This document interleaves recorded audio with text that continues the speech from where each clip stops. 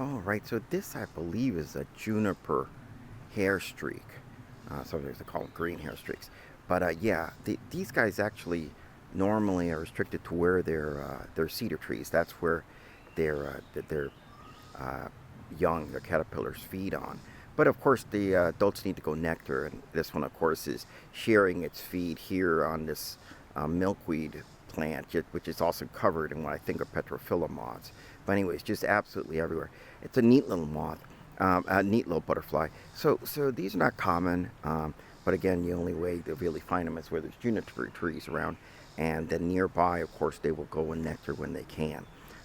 This particular thing, the males will defend a little patch of junipers quite voraciously.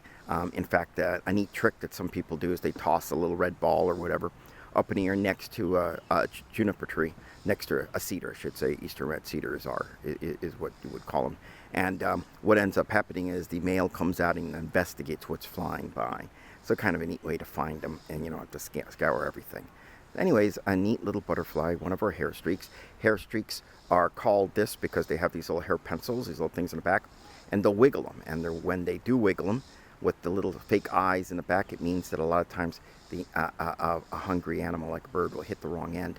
And of course, they can fly with those things missing, but rather lose your little hair streaks, your little tails, than lose your life. And that's common for almost all of our hair streaks.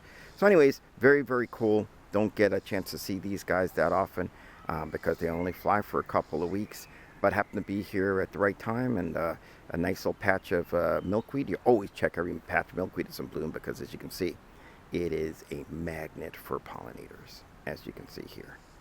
So again, we will say goodbye to our eastern juniper hair streak, sometimes called a cedar hair streak.